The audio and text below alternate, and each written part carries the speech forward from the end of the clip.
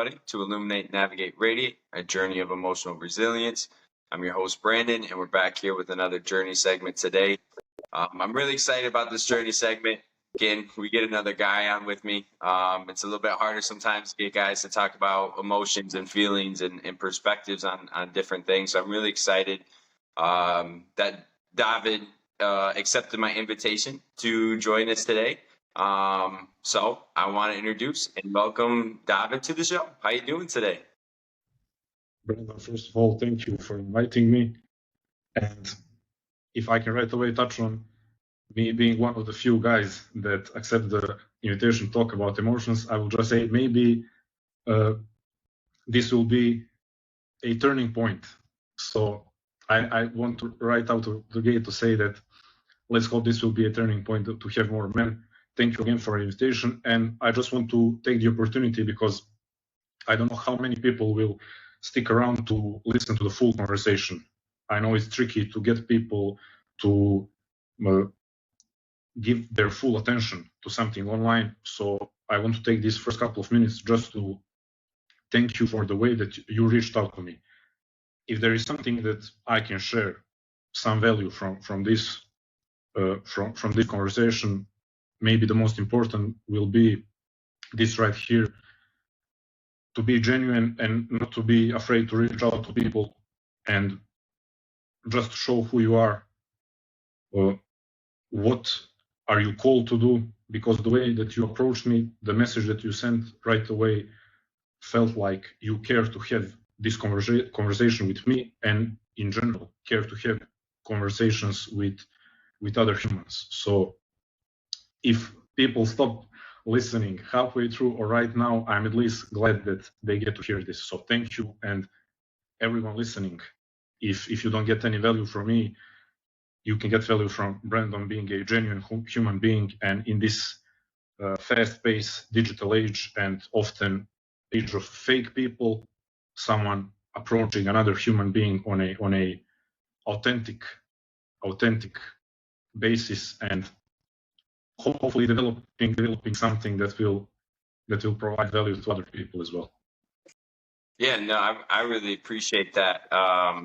Just hearing that, and kind of, so it feels good anytime you get something like that. It feels good, and I can say it's definitely from a place of being genuine. And I think one of the my best moments in life are having conversations with people, and I'm really interested in learning about people and what's developed their perspectives and what's made them the person that they become or becoming. To me, that's always a really cool thing. Just obviously being a drug addict myself, and like seeing what I went through and how that's changed my perspective on life and how that's developed my perspective and where I'm at today. Whereas I could always look and say, oh, I wish I wasn't addicted to drugs for so long. But at the same time, I don't think I would be who I am today. And so I appreciate those experiences, even though they were tough experiences. So I really do appreciate you saying that and acknowledging that as we get started here. So thank you. Thank you.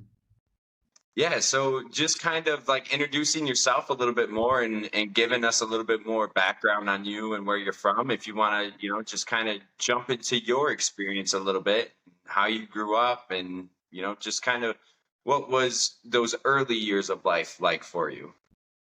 Of course. I will just point out that since Brandon knows me from Instagram, and maybe some people listening to this will know me from there, or hopefully they will come across my writing after this. I would like to, if that's okay, to talk about those things that somehow led to that point where I am right now and what most of my life revolves around, and that's sharing my ideas with people. So I grew up in Montenegro. Montenegro is a small country in Southeast Europe, less than 1 million people, known as, in Southeastern Europe and Eastern Europe, usually are regarded as a region, and every country is regarded to have sort of cold people, tough people. Well, Montenegro is known as the toughest and even the word stoic I have heard so many times in my childhood before even knowing what stoicism was. So it was an interesting upbringing in relation to discussion we have now about expressing emotions, about masculinity. A lot of my childhood, some things that are now promoted by gurus as pinnacle of masculinity or what real masculinity is. For most of my childhood, that was just how a man behaves, and only in my 20s I started learning that this what man is supposed to be in my culture is actually suppressing a big part of who you are, being a strong man at the expense of being a full human. So I would say that is something that I didn't realize at that point is a big part of my childhood, but now looking back on it, it is definitely a big part of it.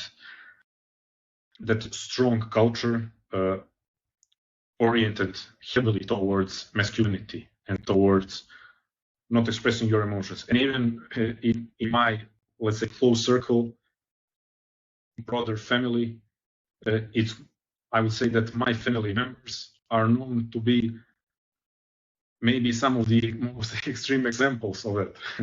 So even doubling down on the Montenegrin culture of toughness and not expressing emotions. But I cannot say that I was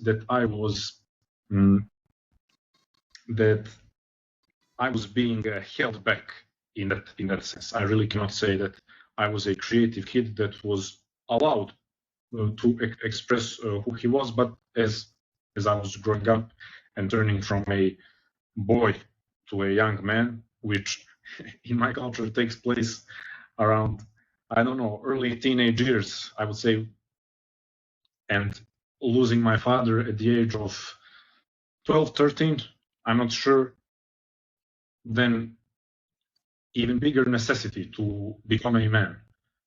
Luckily, I had and I have an older brother. Fortunately for me, unfortunately for him, and the role that he was supposed to take. So in that regard, kind of now looking, it took me a lot of years to realize that a lot of significant parts of my childhood and upbringing revolve around my brother and I trying to become adults, even though we had full support of our mother. But it's just the way we grew up. You cannot rely on a woman to protect you, which is, as now I understand, a ridiculous idea. So becoming adults and real men, trying to become real men at the age of 12, 13, 14, and from that point on, to be completely honest, losing any sense of authenticity, from that, because I was known as the creative kid in the family, and from that point of becoming a real man, rejecting that completely. I don't want now to go into quotes, but I was recently reading Abraham Maslow, and he was talking in the 90s how creativity is regarded as a feminine trait, and that the problem for a lot of men is that they run away even from creativity. So, and I immediately recognize myself in that, running away from creativity, even, to be honest, running away from curiosity, as ideas was something that I was always interested in. So apologies if it is taking too long. I'm arriving at the point that maybe because my father was terminally ill pretty much since I was old enough to be aware of my surroundings. So that's how I remember him. He had enough vitality in some of my early years to function properly, or let's say most of my first 10 years of life, he had enough vitality to function properly and take part in our lives by being present, not really playing physically with us, but at least being present there.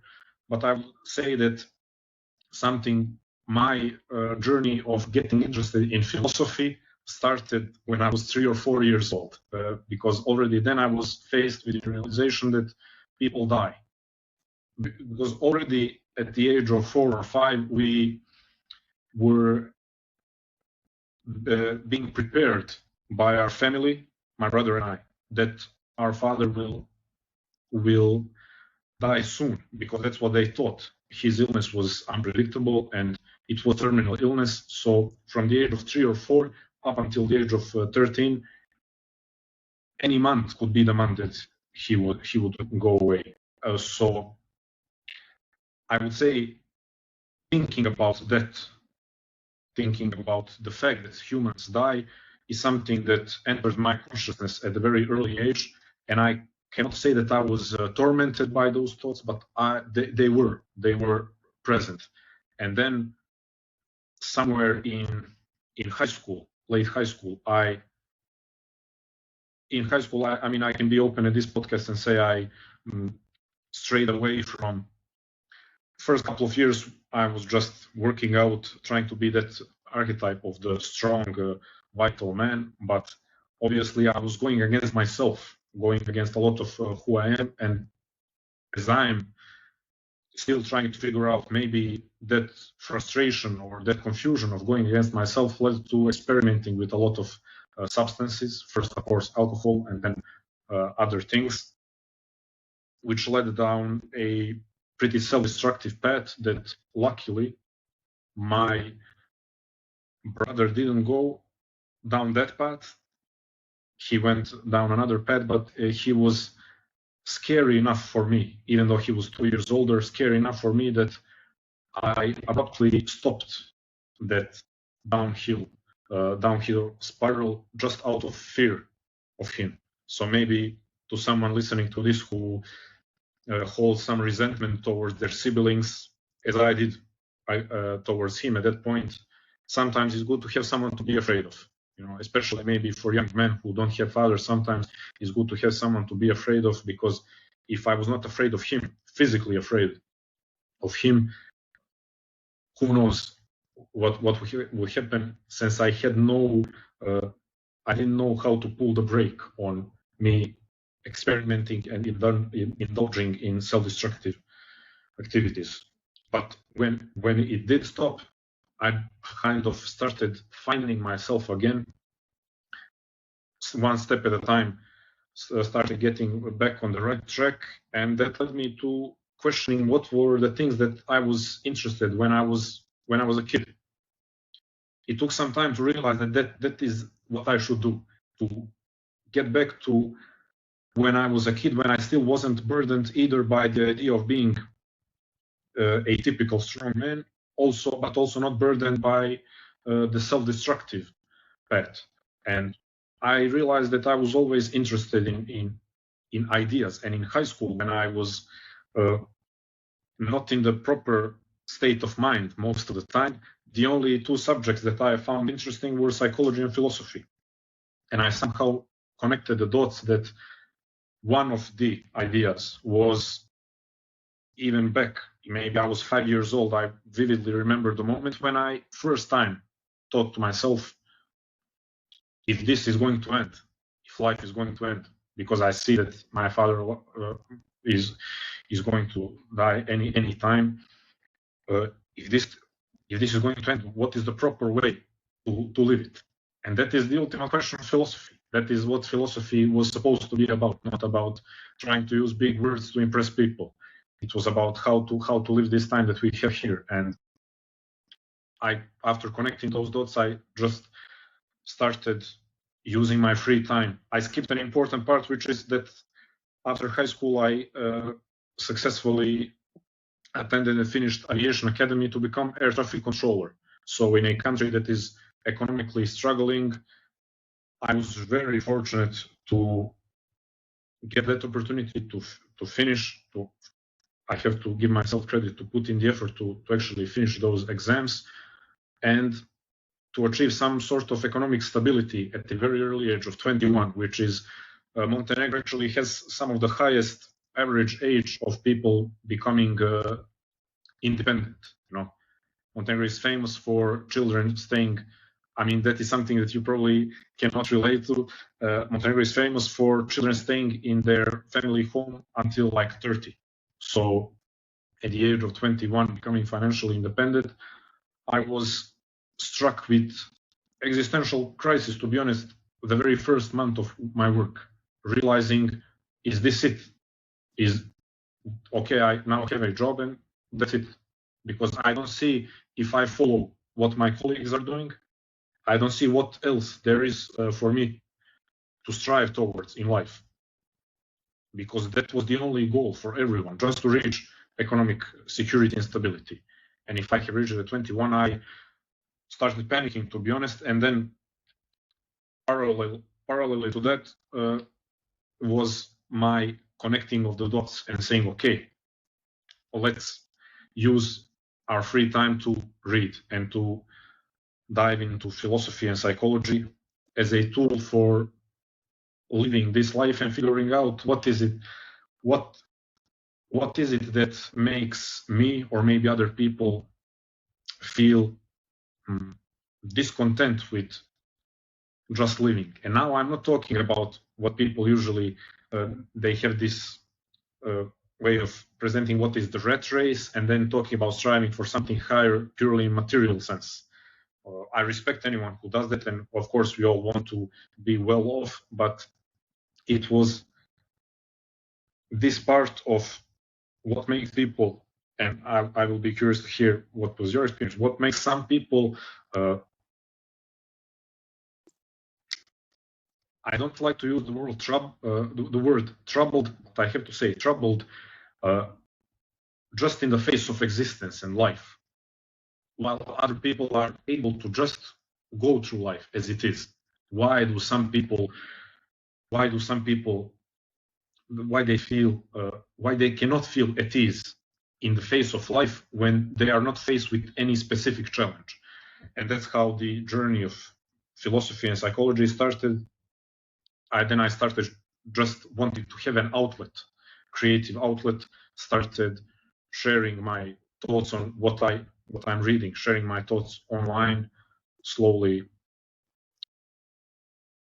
Actually, that was something that I wanted to do for a long time. So maybe also another piece of advice, if I can give to someone, is don't wait, because I started writing in my notebook maybe a year and a half or 2 years before starting actually posting things on Instagram. So I'm not saying that everyone has to become an online creator. I encourage you whatever you want to do, but I'm just saying if you want to express yourself in some way and share your work with the world, don't wait. So I mean, first of all, I don't know if this was too long, but I wanted to give some proper context.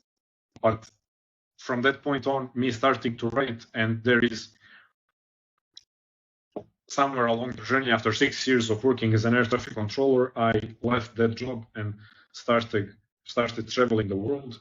Also, I have to say, it's not as glamorous as people see on Instagram, digital nomad lifestyle. Right away, I have to say that I'm not a big fan of that lifestyle. It was more me getting away from my surroundings. It was necessary for my well-being, physical and mental well-being. But during that journey of me studying psychology and philosophy and sharing with people, I kind of scratched the surface, started going deeper, and maybe even triggered some things in me that I didn't know existed. So when I was starting out my journey of self-exploration, I thought that, okay, now I'm going into this to fix this feeling of angst, but I didn't know that actually I would be deepening that feeling and intensifying it. So from philosophy and psychology, I slowly moved away from, and I would end with that my introduction. I started realizing that it's about mental health, it's about addiction, it's about recovery, it's about life, concrete life, not about armchair philosophy. So I realized that a lot of psychology and philosophy, now I still read a lot, reading is my passion, and I'm constantly in search for new ideas, but I have realized that a lot of what is presented to us as wisdom and intelligence is unfortunately attempts of really intelligent people attempts to sound smart and to feed their own ego, not really attempts to see what this life is about and why some people, as I said, why some people are in constant tension with life, and that leads them to find to try to find escape and comfort in self-destructive behavior. So I mean that's where we can relate. I know on many levels, and on a deep level we can relate in this sense. It's about discovering why some people are troubled, and maybe not even why. Investigating and sharing our experiences so that people know maybe that they are not alone. I will say that I'm still all over the place with different, exploring different ideas, but I have to say now I'm giving the so to say the symbolical mic over to you. You have nailed the mission. I think I'm still all over the place, but you have nailed the mission, which as I understand it as the most important of all is to relate to people so that people know that they're not alone. Because I have already listened to a couple of your episodes. I didn't want to listen too much so that I don't come into this with my maybe imposter syndrome to try to get you to like me. I have to stop myself from listening so that it is as natural as it can be. But as I understood your message and your mission is to relate with other humans, because the more this conversation you have, the more people will understand, okay, I'm not alone in both these thoughts that I have and feelings, and in these behaviors that I perceive as moral failure, if I can say so. So again, sorry for the long introduction, and I'm happy that you nailed your mission, which will serve a lot of people. Yeah, I don't think that introduction was too long. I thought that was great. I thought it gave really good context, especially, looking at some of your thoughts and perspectives on Instagram and seeing how you word things and approach things. I think that just gives a little more context to where that started to come from and how that developed. And, I just want to say, like, definitely can relate on self-destructive behaviors, because I've had a lot of those in my life. And I think that was a huge part of the recovery process for me, was just like, why do I feel this way? Why do I like that how you worded that? Why do I have this tension with life where I don't feel at ease? And I'm just like searching for all these different things to find that peace in my life and to find that, that calmness in my life at times. And so, again, going back to what you were just speaking about, what I'm trying to do, I really appreciate that, because that's exactly what it is. Me and you can find things to relate to, because as you were talking, I'm hearing some of those things like, oh yeah, I get that, because I feel and think the same way at times. And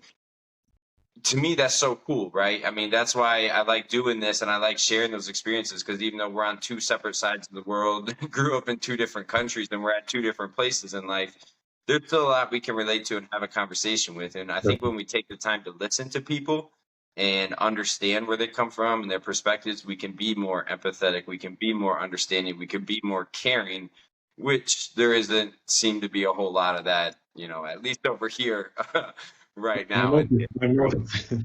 Yeah.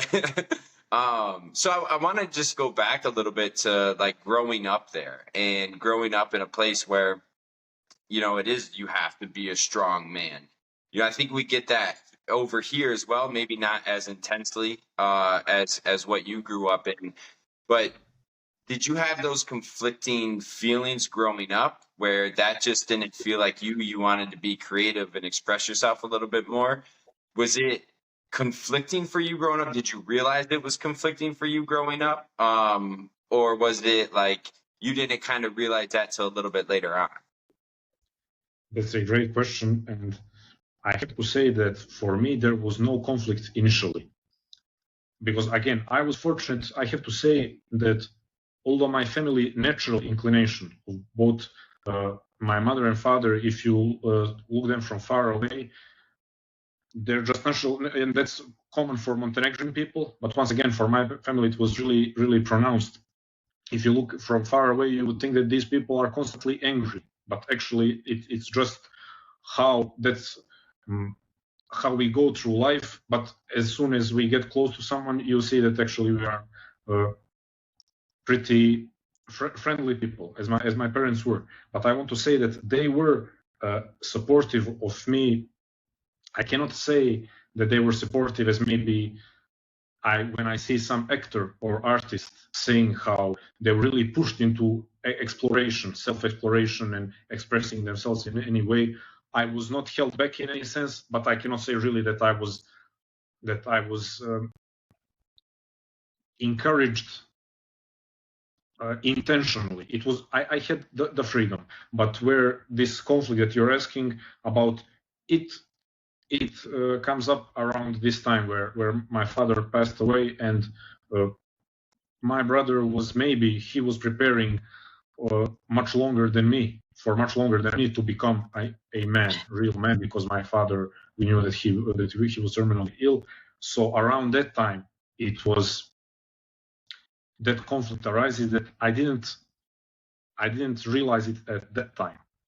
And I have to say that still to this day, how I carry myself through life and how I act in my private relationships.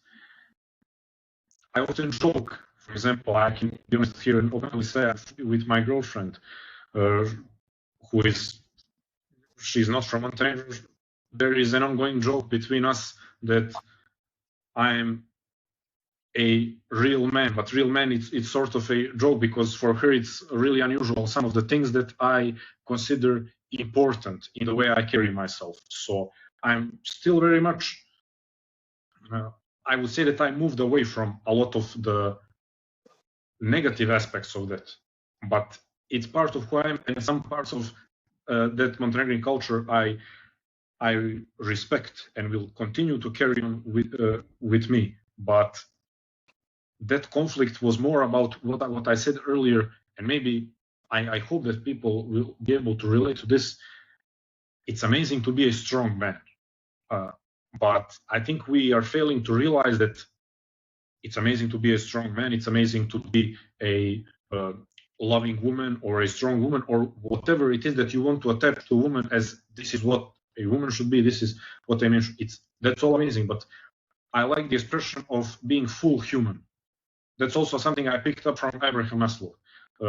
I found the same idea in many different places. For example, in Carl Jung, individuation process, reaching the state of individuation is same whatever calls full humanness. I just love the expression of being fully human. And I think that's what we are failing to realize. So at that time, what you say, you ask about conflict, the conflict was there in early teenage years, but I did not notice it. And maybe this will also be interesting to you. Something that I have realized recently, also reading Carl Jung and also James Hollis, amazing Jungian analyst. He's still alive. Amazing gentleman who I would recommend to everyone. Whatever you are dealing with in life, search up the name James Hollis, check out his books and see which one speaks to you at this point in your life, because he does a tremendous job of bringing Jungian ideas closer to public without taking the depth away from those ideas, without making them, without oversimplifying them, because Carl Jung is sometimes hard to read and comprehend. So reading them, I realized this conflict that you're asking me about, and what they say that moving away from who you are, you will be punished internally by your psyche. So I was moving away from being a creative individual and an individual who loved expressing himself and expressing emotions towards others. I completely flipped the switch and became unrecognizable. Just tried to be this like made out of stone.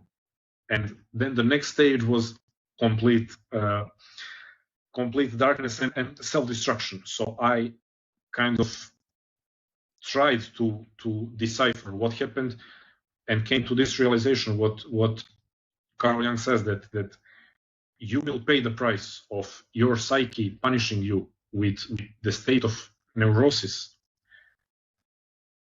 if you move away from who you are. So that is sort of how the conflict played out. Yeah, that's hearing you say that moving away from who you are is like, and I can think about the times where I really started to take those steps away from who I was, and obviously it got worse as like my drug problem got worse, or I started to immerse myself more in that lifestyle where I was running around a little bit more. I was selling. I was I was trying to put on a different persona, because I felt like obviously being emotional and creative in the drug world just doesn't go together. And so I I really feel that when you say you're punished internally for it, because I just continued to, my thoughts got darker and darker, and my feelings got worse and worse, and it was just such I could feel myself stepping over a line and saying, and remember thinking, okay, I won't go to that next line because I'm going to stop myself here. This is as far as I want to go. And then that next line got a little bit closer and I would step again. And I would constantly just take those steps further and further away from who I was. And I could feel that each time. And so I can really understand where you're saying, like, as you move away from who you really are, and as you move away from what you want to be and what you want to represent. I like that full human expression that you used as well. I think that's important. We don't have to just be one label or one thing. We can be a full person.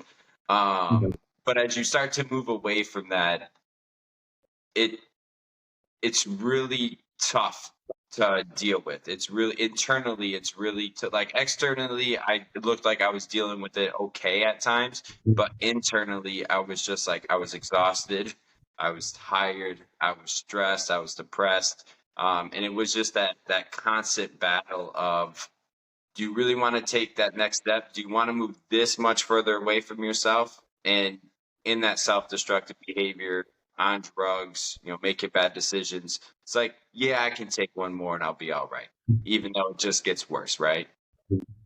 Can I jump into something about that? Because you mentioned stepping over the line, and something that I think about often. And again, for full transparency, thinking about how close I came to stepping over the line. I did step over multiple lines, but the simplest way to say I was lucky. But something that I have been thinking a lot for many years, because I want to have full compassion for people who make mistakes and go down the self-destructive road, and even the road that leads to hurting other people, because I have seen many different scenarios, not just with substances, but with crime, how people's lives change seemingly overnight, but it's not really overnight. So one thing that, while wanting to have full compassion and thinking about this, why did they need to search, as you say, comfort, escape in these activities? At the same time, I want to acknowledge a sense of agency in everyone, not just responsibility, because of course responsibility, but there is a lot of people, I feel, and maybe in USA it's really pronounced, okay, the right advocates for responsibility, the left not. I don't want to get into that, but I just want to say that's why I'm avoiding responsibility. Let's use sense of agency, because it's both encouraging but also calling you to check on yourself. So one thing, that this line that you mentioned, that's always in my mind, because to have full compassion towards that person and understanding of many things that could have led to that point. But also, I'm thinking, can we say that a person, can we say that everyone has the capacity to see that line? Because you acknowledge that you saw the line, but there was this internal dialogue. I can make this step. Okay, there is this line I can make. So you're acknowledging that there was some internal dialogue. I hear other people usually not talking from personal experience, but more maybe from a place of great compassion and trying to provide a justification for someone. They tend to say, this person cannot see that line. This person doesn't have the capacity to understand that there is a line. They don't know that they are taking those steps. So how do you look at this? Yeah, that's a really good question and just a really good thought process, something to really kind of think about because I can remember like there was certain lines that I could like look at and understand that I was crossing one because I remember there was a moment I just moved back into my parents' house. They took me back in after I dropped out of college and everything, and I had a bunch of my mom's jewelry, and I was about to walk out the house and pawn it. And in that moment, I remember I went and grabbed it. I was walking out of their room. I was walking down the hallway, and I just kind of stopped at the end of the hallway, and I'm like, do I really want to do this right now? Do I do, do I want to make this choice? Because I know once I hit this one, something else is going to come a little bit easier. And so I was able to stop myself at that line. And then I think about another one where I use a needle for the first time, where I shot up for the first time. And in that moment, I knew it wasn't, the right thing to do or a good thing to do, but I was like, it was so easy to step over that line. And I didn't really see it as like, oh, this is going to ruin my life and I'm going to end up losing everything I have because of, or at least this moment's going to have a big impact on where I'm about to go. I didn't see that. I was like, oh, I'm trying something new. I'm experimenting. I'm like, so I okayed me crossing that line. So that's interesting where I think I feel like I could see it at times, but then at other times it was just like, well, I already stepped over that last one. And so it just made it easy where there wasn't as much internal conflict. It was just like, well, I kind of embraced like, I'm a bad person, right? I'm a bad person. I'm always going to be this way. I'm going to die this way. So what's the point? Right. And so I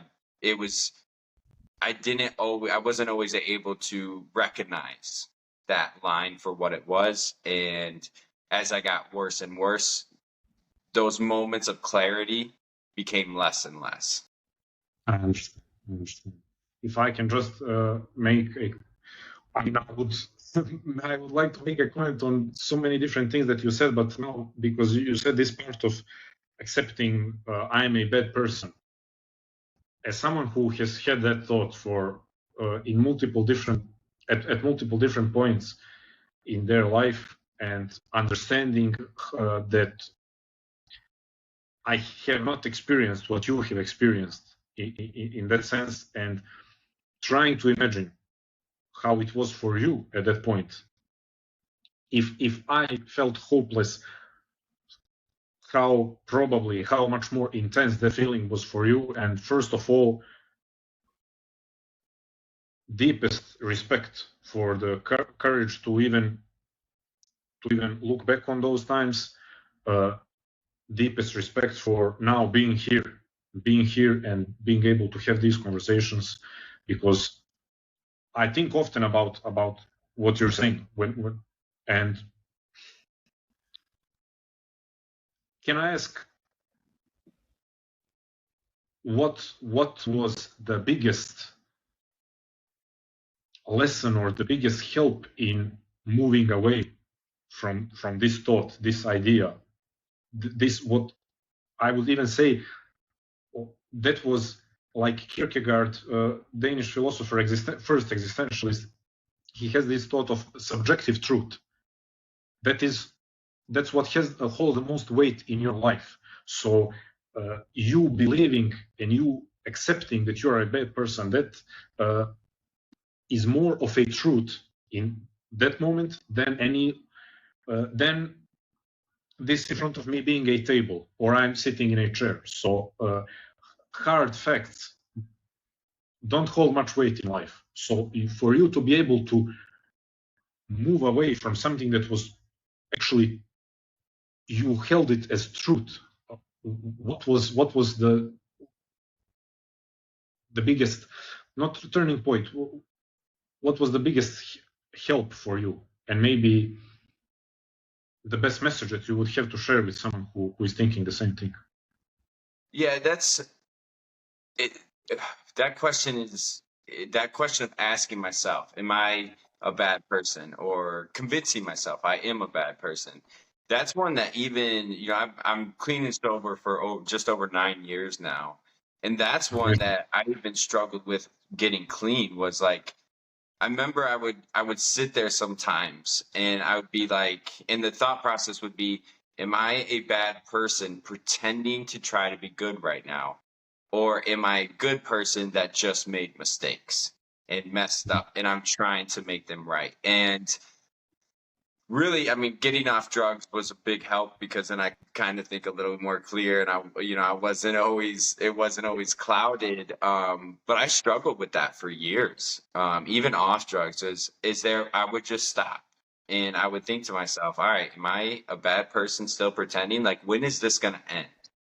Right? When am I going to go back to what I was doing? And those would be the hardest moments. Like, those would be my hopeless moments. Is like, I don't want to keep thinking this way. And so when I would ask myself that next question of, or are you a good person that's messed up? And you're trying your best, you're doing what you can, you're going to continue to mess up, and that's okay, but you have to continue to learn and grow. And I had to prove it to myself for a little bit. I had to get some clean time. I had to stop, making the same mistakes I was making before, to say like, okay, I really am trying. And so I think that's when it started to make it a little bit easier to accept, because when my thought process if it would be, you're a good person that just made mistakes, and yet my behaviors continue that negative way every single day, I'm going to go back to that you're a bad person mindset. But if I'm having that and then my behaviors are at least trying to be better, yeah, I'm going to have some bad days. I'm going to make some mistakes, but my behaviors are trying to grow and learn and get better. I think if you just, almost kind of going back to something you said earlier when you said, don't wait, just start, when you were talking about like starting something like that, I think that's the same for recovery. Don't wait, just start. You're going to mess up, and that's okay. If you relapse, or if you make another mistake, or whatever it is, but if you at least start that process now, that starts the growing process. And you might not see it tomorrow, you might not see it in a week, but if you start putting in some work, start planting some seeds, then you'll start seeing some of those little things start to change in your life. So I think that's kind of part of it, is whether you think you can do it right now, if you just start and you mess up tomorrow, at least you started, and now you got somewhere where you can keep trying. I love that you brought it back to simple reality, and that is that you have to prove it to yourself with actions. It's not glamorous as people, because now the whole space of self-help and pop psychology and all that is aimed towards helping people, which I respect, a lot of it tries to grab people's attention with ideas that are vibrant but ignore the reality of daily simple life. You just have to start changing your behavior slowly but surely, and that's the idea that I have been exploring for the last maybe year or so.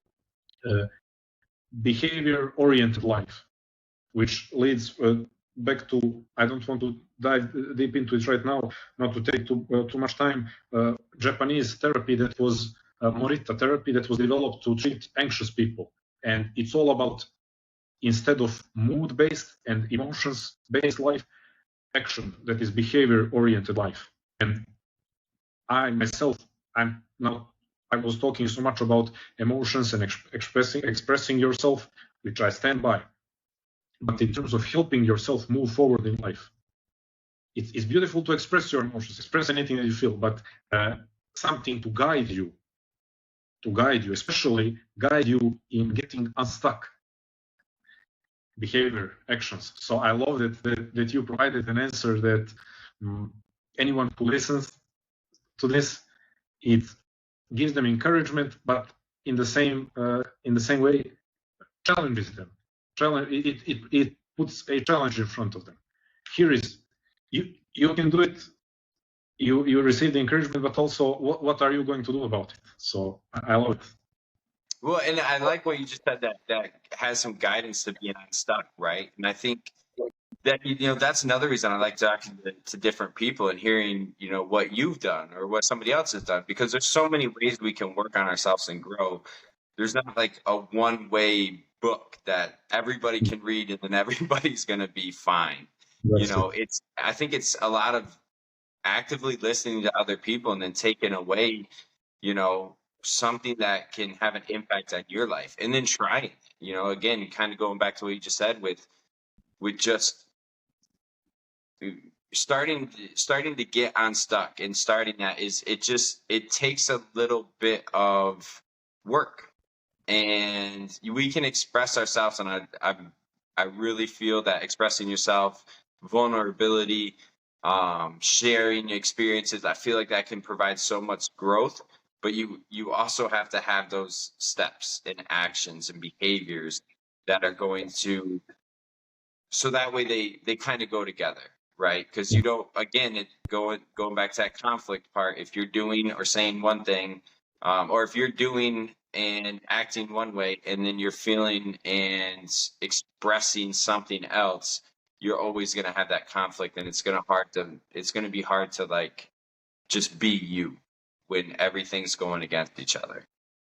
The only thing that can come out of that is internal distress from that unalignment. Yeah, and just like, kind of going back to like where some of this is developed for you. I want to go back to like when you were talking about starting that self-destructive behavior. Did you have a moment where, I know you said you had some of that fear of your brother, or seeing some different things there, but did you have a moment that you were like, this is not me, this is not what I want to be? And what was like that moment like for you, and what did you start doing right away to like start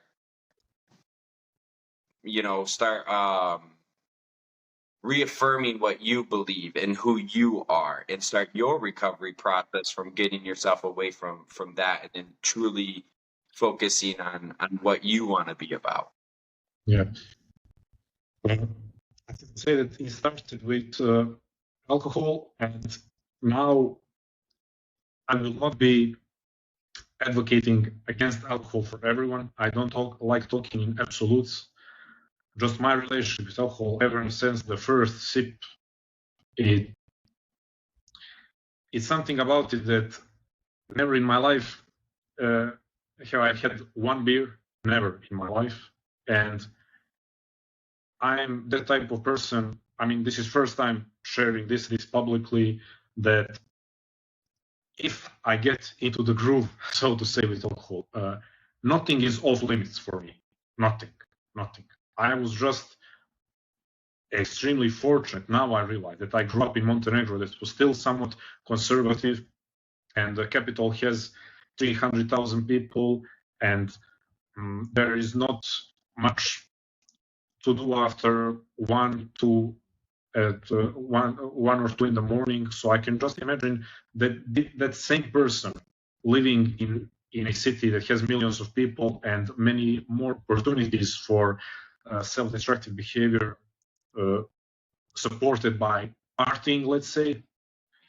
Who knows where that would take me. But it started with alcohol and then experimenting, of course, with recreational drugs. And I have to say that the last couple of months, that didn't last for too long, but the last couple of months, I remember becoming sort of boring to the group of people that I was hanging out with, because we would get together. I mean, this is now, I don't know if it's inappropriate to share this, but we would come together to, of course, get high. And the only topic that I would talk about is how this is not good. This is not good what you're doing. So I was waiting for someone to join me on the journey of let's stop this and let's get back to being a young man full of life. That is age 18, 19. Because my healthy friends oriented towards sports that are still to this day, a couple of them are my brothers, we just sort of started going our separate ways during that time. So I was surrounded by these people who were, and of course, as you know very well, it's all about who you spend your time with. And I was constantly talking every time we had these sessions. I would talk about this, what we are doing. This is not good. We are wasting time. We are wasting our potential. And it was clear that they are not in on the on the idea. And then alongside with that, I just had, again, I have to say, you're talking about line.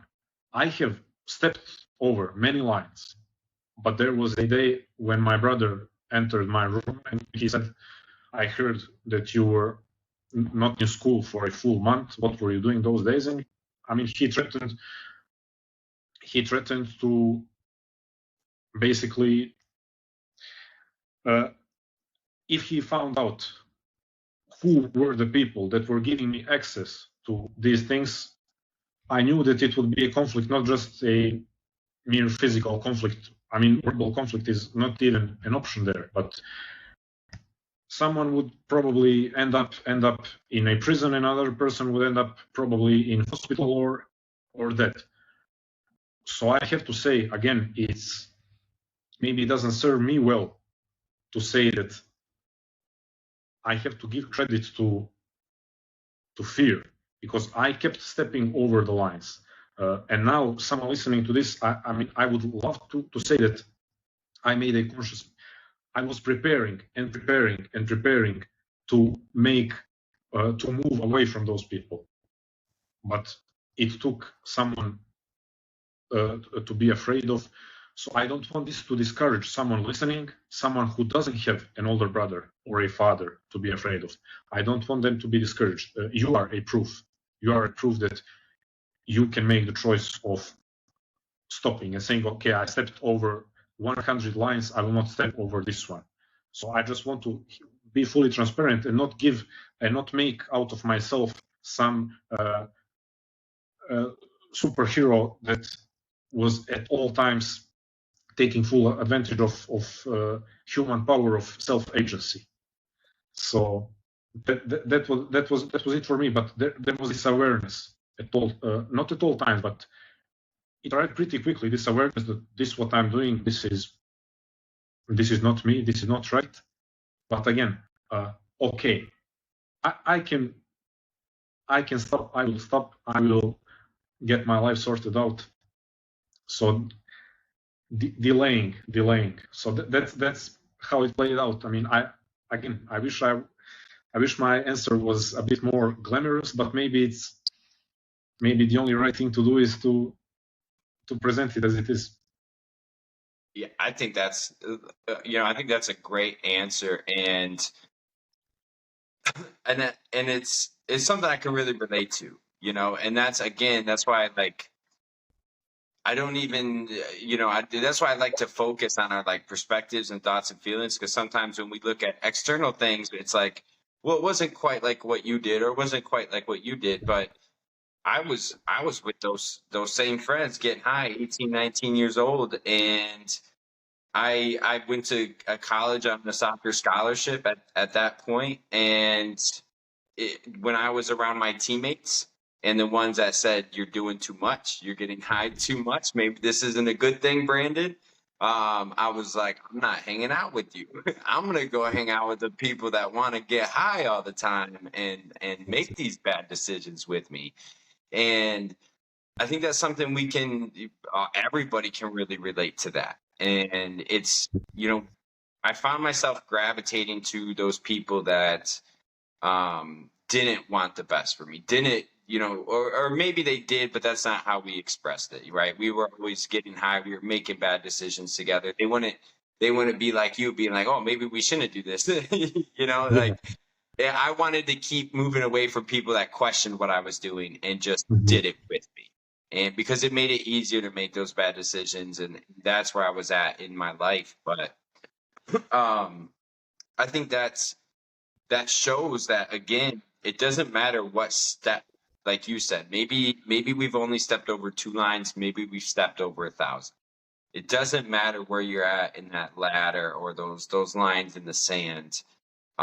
You can always have that moment to say, I don't want to take another one. I don't want to Yes. take another one. You start having that conversation with yourself. And I found a lot of hope um, in my life and for myself when I was able to stop myself from just walking all fine over each line and just going through it. When I could stop myself just a little bit and say, is this what you really want? Is Do you want to take this next step? You want to keep going down this path? Sometimes I would take the step, sometimes I wouldn't. And I thought those moments where I was able to just question it, doesn't mean I made the right decision in the moment, but I just was able to question it, gave me some hope back and gave me some of me back. Some of that agency to where I could say I am making a decision right now. It's not the right decision. It's not the best decision. Sometimes it's harder to make a decision. But I realized, okay, I did make a lot of decisions. Now I can make a lot of decisions going the other way. And so I think that's, I really like what you said there.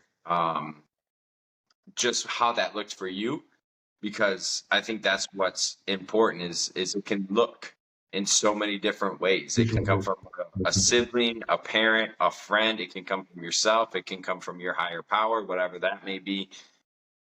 Yes. But if you start to do that, and even if you still make the bad choice in that moment, um, you can still start that process of recovery. Mhm.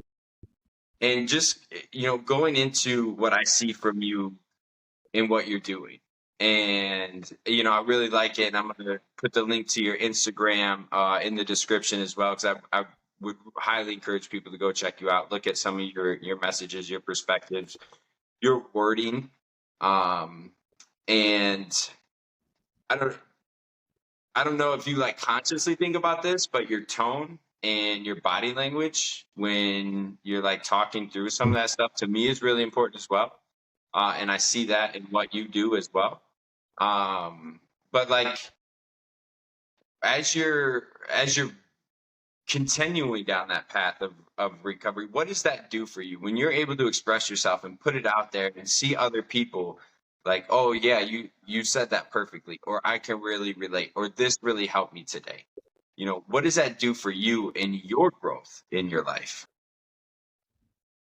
First of all, thank you for the compliments. Thank you for the compliments. Uh, I do try to express myself in a relatable way, and that's also something that it was a process to realize that it doesn't matter. It's not about me sounding smart. It's not about uh, me trying to. Of course, it's always amazing to. It's always great to expand your vocabulary, but it's not about me playing this game of constant leveling up with myself in terms of how I express myself. It's about actually sometimes reducing some things in the way I express myself in order to reach more people. What does it do for me? I have to say that this road of recovery, self-exploration, growth, hopefully arrived at the point of, I'm not sure even to this day, can I call it depression, couple of panic attacks, and just to be completely honest, a period of doubting my sanity while I was sober, training every single day, eating healthy. So I want to say to people, yes, the first advice that I would give to someone who is struggling with mental health and with in his internal distress, first advice would of course be sort out your sleep, get moving, spend time outdoors, start eating healthy, or at least don't overeat or don't undereat, because now what does it mean to eat healthy? It's a big debate nowadays. So yes, all of those things are great, but it's dangerous when we present that as the ultimate and the only solution to mental health problems, because then it doesn't work for some people. And then they think, I'm messed up, I'm screwed up, I'm a broken person. So I want to say to them, I was doing 2 workouts a day, not overtraining, resting very well, hydrating, spending time out in the sun, all conventional boxes were ticked off. But still, as I said, I had those panic attacks. I had intense period of time questioning even my own sanity, which was at that point I was already writing, already had an audience, made a choice, and maybe I mean I don't regret that choice, but made a choice not to talk about what I'm going through, not to talk about that with my audience, but deciding to write in an encouraging tone to them. Realize, I don't know how I realized that by helping, and I know it will sound cheesy, but by helping them, I was also helping myself. And if I can quote, there is about American psychologist and philosopher William James. I'm reading a book, and there is a book about him. And there is a line that says a lot of his work, his writing, was about saving life, more precisely saving his life, because he was struggling with suicidal thoughts for a lot of his 20s. And then his life work as a psychologist and philosopher was in some way to prove that life is worth living. And again, being a man, being a real man, even though I promote so much talking, I still struggle with saying that I relate to that path, because my writing was aimed, a lot of my writing was aimed at, also inspired by Nietzsche, at affirming life, saying not just my life, but life as a whole, with all this, with all that it entails, all that you experienced, all that people in many different situations experience, a lot of suffering and struggle. Life is worth living. I was aiming towards that with a lot of my writing, and then I realized that it's not about me making an intellectual statement. It's not about me convincing myself. It changed to, it's about me actually convincing at least one person that life is really worth living. So moving away from it as a philosophical endeavor and bringing it down to the human level. Can someone really read and say, okay, life is really worth living with everything that it entails? And then arriving at what you ask, I actually, again, maybe it's cheesy, but I take screenshots of messages that people send to me. Unfortunately, I cannot reply to all of them. Don't want to sound arrogant or self-important. And if anyone listening to this has sometimes sent me a message and I didn't reply, I am deeply sorry. Physically, it's impossible to keep it up. But actually, I take screenshots and I look at them sometimes, because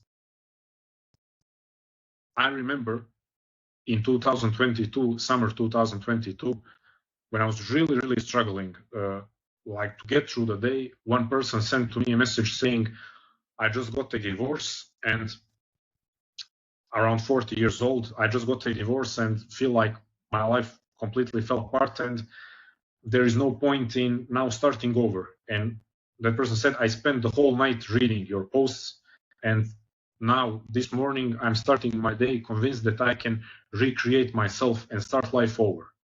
And I'm now getting chills. You know, I said to myself, and I want to emphasize this. I said to myself, it's not about me becoming a guy with big audience. Everyone can achieve this. Everyone can achieve having.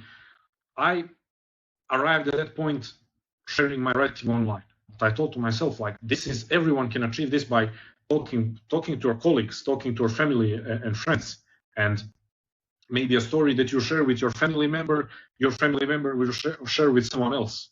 So I always want to emphasize that it's not about me, David, having an audience and reaching people.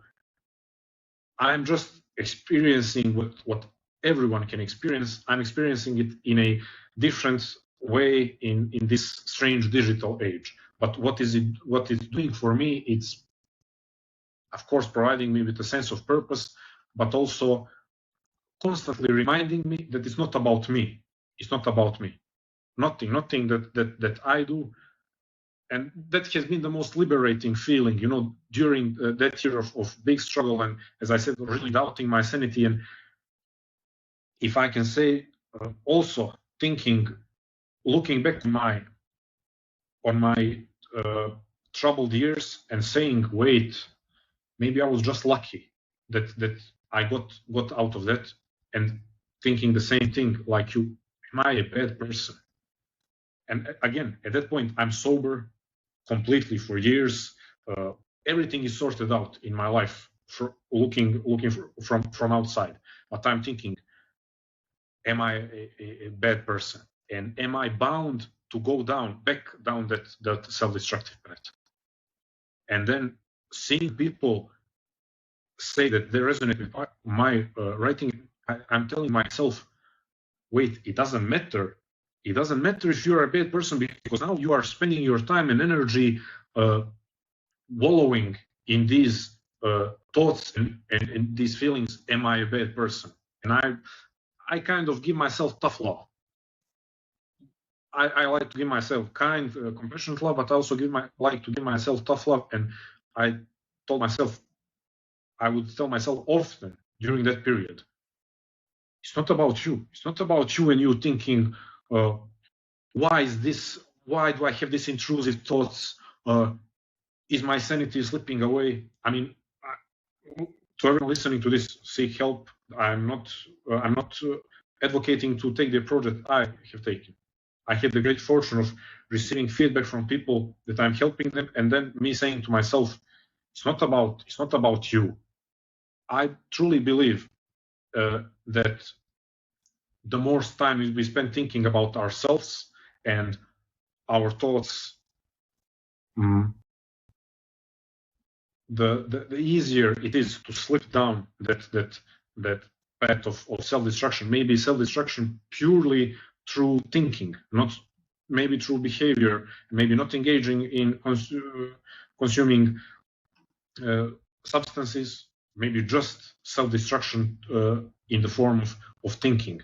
So again, sorry for the long answer, but what it did to me, besides giving me encouragement and purpose, it reminded me it's not about me. And I don't know if maybe you had that feeling during recovery, and of course now what you're doing, I'm sure that you have that feeling that it's about other people. But during recovery, if you ever had that feeling, it's about others, because I know there is in recovery there is like the part of service.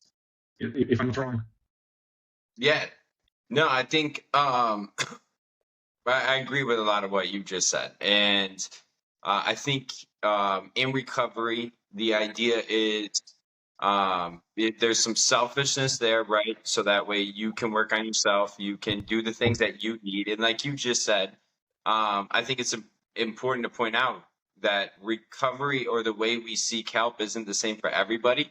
And some, and that's what I really like about your perspective, is that you were just sharing it a little bit. It's a little bit different, and sometimes we need that compassionate love or tough self-love, and and that was what gives us growth. But then it is that sense of service. And just right before we got on, you were saying something about starting off my Saturday, jumping on with you and everything, and that's going to make my day a lot better, honestly. Like, starting my day off like this, having this conversation with you, which I've thoroughly enjoyed. I feel like I've taken a lot out of it, and I really hope other people can as well. But I think that's what makes me feel good. Whether it's I've done talks for about the last 6, 7 years of my life, and I've interacted with a lot of people sharing different things, in a lot of different settings. And when somebody comes up to you and they say that, like, oh, what you said I could really relate to, or what you said really helped me, or gave me hope for a family member that's dealing with that right now. Uh, that's where, like, I get the most. I don't even know how to explain it, but like you said, it chills, goosebumps, right?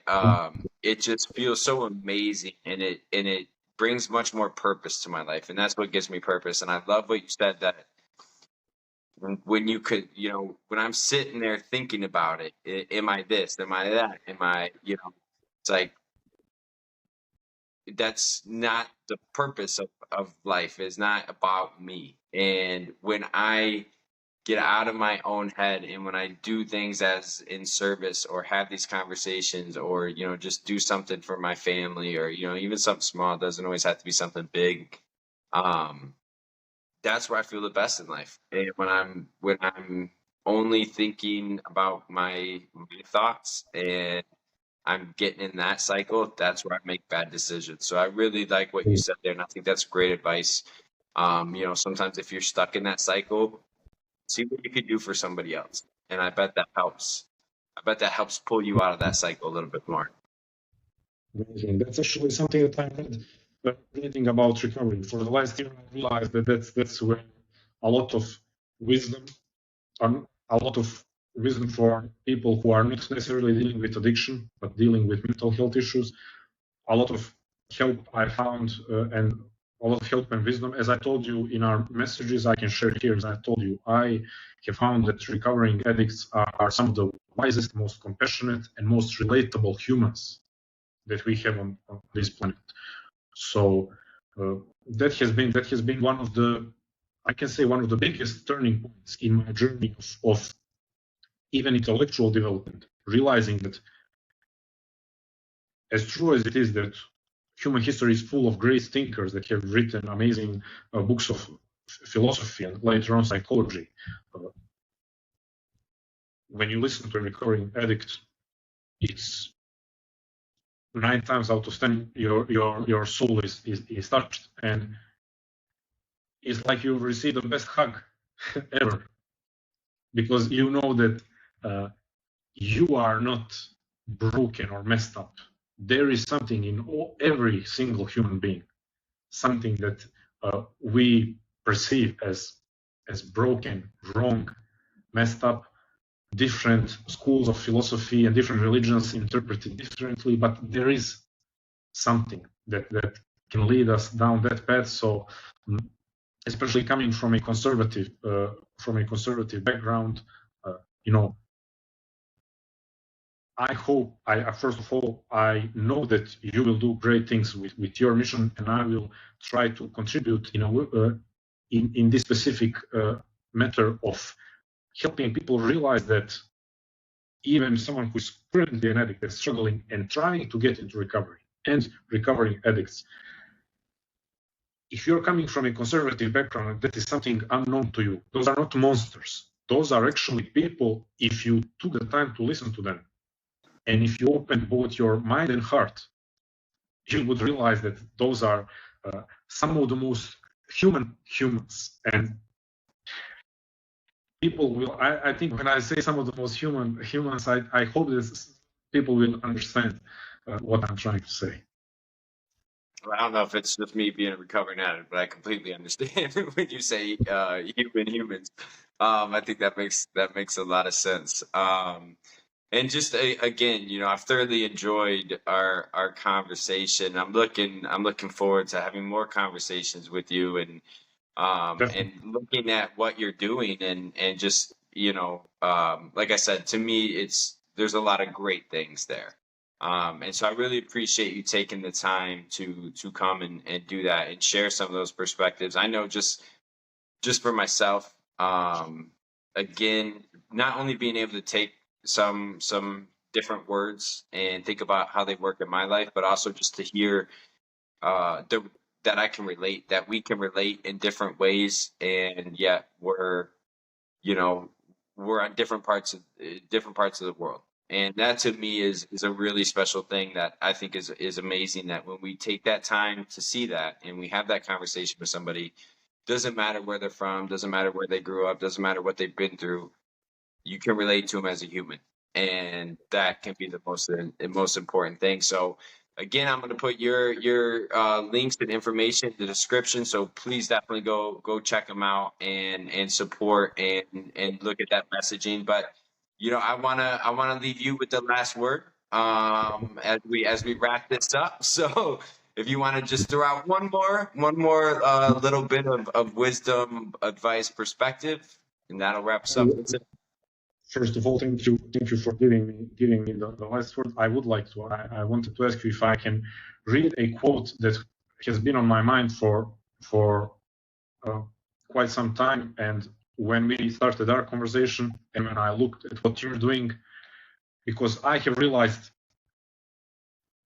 where my calling is, and what I need to focus on, and then seeing what you do, like as Jung would say, synchronicity. And I would like to read a quote that I think even ended up being a main theme of this conversation, and how I see what you are doing and what I will try to do even more in the future. What we see evidence for in others, we will attend to within. What others are silent about, we may stay blind to or experience only in shame. I will try to provide short context. This is from Alain de Botton, if I'm pronouncing correctly, Belgian-born British philosopher, talking about one of my favorite thinkers, Montaigne. He was again one of the most human philosophers. So I will just like to what we see evidence for in others. When others are courageous enough to express what they struggle with and maybe share something embarrassing about themselves, then we will attend to that same thing within. And I would add, not only attend to, but we will feel relieved knowing that we are not alone. When you share what you share, when people see that there is another human being struggling, they can attend to maybe today what we both said, thinking about, am I a bad person? They can attend to that. They can stop trying to ignore. And I would like to add, they will not feel alone in that thought or feeling. What we are silent about, what others are silent about, we may stay blind to or experience only in shame. What we are seeing a lot, I would say, is people trying to pose as superheroes, and then we have people who are struggling, experiencing shame, thinking that they are messed up, they are broken. So I would like to say that you are living up to the standard of one of my favorite thinkers. You are giving people evidence that they are human, they are not broken. You are giving them evidence that they are not alone, and you are not withholding, not trying to pose and present an unrealistic image of what it is to be a person who goes through life trying to do better. So thank you for that. I will try. I will try to live up to that standard as you already. Well, again, I appreciate it. I thought that was a great quote to kind of take us out today. Really appreciate your time, and I I just want to appreciate say it. one more time. Go, click on the link in the description. See the different messages, and I'm guarantee if you're struggling or if you're just questioning something, you will find something you relate to on David's Instagram, 100%. So again, this has been Illuminate, Navigate, Radiate. Have a great rest of your day.